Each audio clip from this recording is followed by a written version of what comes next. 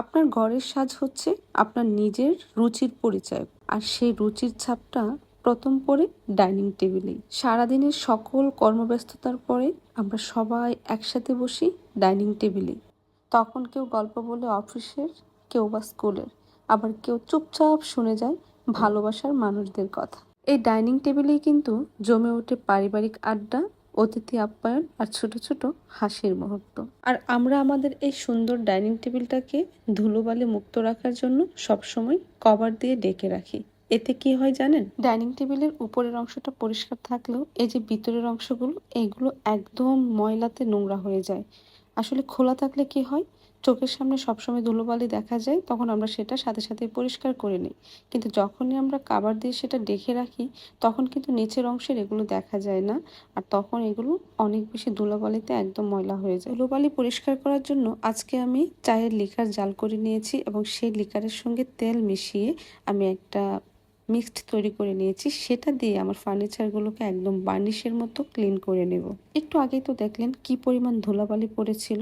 এখন আমি যে লিকারটা তৈরি করে নিয়েছি সেটা দিয়ে একটা সুতি কাপড় দিয়ে আমি যখন এটা পরিষ্কার করছিলাম, এই যে দেখেন একদম বার্নিশের মতো পরিষ্কার হয়ে যাচ্ছে। যাদের বাসার খাটের ফার্নিচারগুলো এরকম ধুলাবালি পরে সাদা হয়ে গেছে, তারা কিন্তু চাইলে চায়ের লিকার জাল করে নিয়ে সেটার সঙ্গে যে কোনো তেল মিক্সড করে সুতি একটা কাপড় নিয়ে যদি এরকম ঘষেন, দেখবেন একদম নতুনের মতো পরিষ্কার হয়ে যাবে। এই যে দেখেন আমার ধুলোবালি পড়া একদম পুরাতন ডাইনিং টেবিলটাকে আমি কিরকম একদম চকচকে করে নিয়েছি। চাইলে কিন্তু আপনারাও করতে পারেন। এখন আসি সবার একটা কমন প্রশ্নের উত্তর দিতে। অনেকের প্রশ্ন, আমি আমার টেবিলের উপরে এই জারটা কিভাবে তৈরি করেছি। এই যে এটা হচ্ছে আমি আমার বাসার পাশেই একটা ফার্নিচারের দোকান থেকে কাঠ দিয়ে এভাবে বানিয়ে নিয়েছি। তারপর এর চারপাশটা হচ্ছে একটা ওয়েস্টেরিয়া ভাইন দিয়ে আমি সুন্দর করে হচ্ছে চারপাশটা ঘিরে নিয়েছিলাম এবং রশি দিয়ে উপরে ঝুলিয়ে দিয়েছি। তারপরে হচ্ছে উপরে যে হচ্ছে বাজারে এই স্টোনের জারবাতিগুলো কিনতে পাওয়া যায়, সেটা আমি এখানে ঝুলিয়ে দিয়েছিলাম। আর ওই দিন যেটা দেখেছিলেন যে হচ্ছে আমি বাঁশ দিয়ে যে ডালাটা বানিয়েছিলাম, সেটা এখন আমি আমার ডাইনিং এরিয়াতেই হচ্ছে এই ডিজাইনগুলোর উপরে একটু দিয়ে দিয়েছি।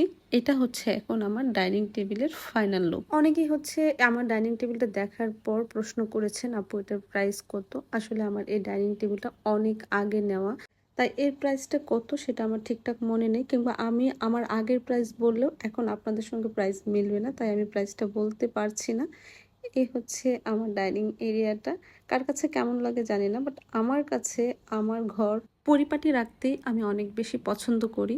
যদিও আমার একটু পরিশ্রম হয়, তারপরও কেন জানি মনে হয় ঘরটা যদি পরিপাটি থাকে, সুন্দর করে গোছানো থাকে, মনে কেমন জানি একটা অন্যরকম সুস্থতা ফিল হয়। নিজেকে শারীরিকভাবে সুস্থ অনুভব করি, মানসিকভাবে সুস্থ অনুভব করি। তাই সারাদিনের সকল কর্মব্যস্ততার পরেও আমি কিছুটা সময় আমার ঘরের পিছনে ব্যয় করার চেষ্টা করি।